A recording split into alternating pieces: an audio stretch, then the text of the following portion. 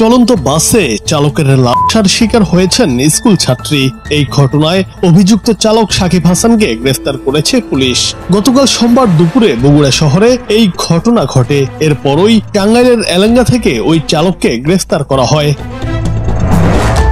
Police ও স্থানীয় সূত্রে জানা যায়, সকাল 10টার দিকে স্কুল ছাত্রী তার এক বন্ধুর সঙ্গে সিরাজগঞ্জের কড্ডার মোড় থেকে আরকে ট্রাভেলস নামে একটি বাসে বগুড়ার উদ্দেশ্যে রওনা হয়।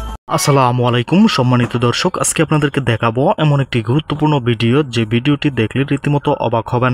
চাঞ্চল্যকর অবস্থা সৃষ্টি হয়েছে, নেট দুনিয়ায় তোলপাড়, সামাজিক যোগাযোগ মাধ্যমে ভাইরাল। আসুন কথা না বাড়িয়ে দেখে আসি সম্পূর্ণ ভিডিওটি। 1 সেকেন্ড না টেনে পুরো ভিডিওটি দেখবেন।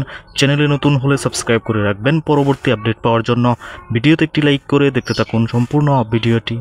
বাসটি বগুড়া শহরে প্রবেশের আগে চালক সাকিব এবং হেল্পার ওই ছাত্রীর বন্ধুকে ভয় ভীতি দেখিয়ে বাস থেকে নামিয়ে দেয়। এরপর বাসেই চালক সাকিব ওই ছাত্রীকে ধর্ষণ করে। ধর্ষণের পর বিকেলে চালক সাকিব মেয়েটিকে নিয়ে ঠনঠনিয়া বাস স্ট্যান্ডে পৌঁছালে পরিবহনের অন্যান্য শ্রমিকরা বিষয়টি টের পান এবং মেয়েটিকে উদ্ধার করেন। তবে আরকে পরিবহনের কাউন্টারের দায়িত্বে থাকা অন্য শ্রমিকরা অভিযুক্ত চালক সাকিবকে চড় থাপ্পড় দিয়ে পরিস্থিতি সামাল দেওয়ার চেষ্টা করেন। পরে ওই শিক্ষার্থীকে ভয় ভীতি দেখিয়ে তড়িঘড়ি করে আরেকটি বাসে করে সিরাজগঞ্জের উদ্দেশ্যে পাঠিয়ে দেয়া হয়। এই অভিযোগের ভিত্তিতে বগুড়া জেলা পুলিশ অভিযুক্ত চালক সহ জড়িতদের গ্রেফতারে এবং ভুক্তভোগী শিক্ষার্থীকে উদ্ধার অভিযান শুরু করে। পরে টাঙ্গাইলের এলেঙ্গা থেকে অভিযুক্ত সাকিবকে গ্রেফতার করা হয়।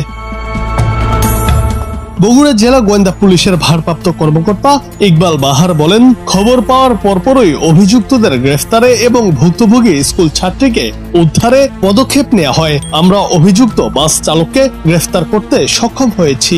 এই বিষয়ে আমাদের একাধিক দল কাজ করছে।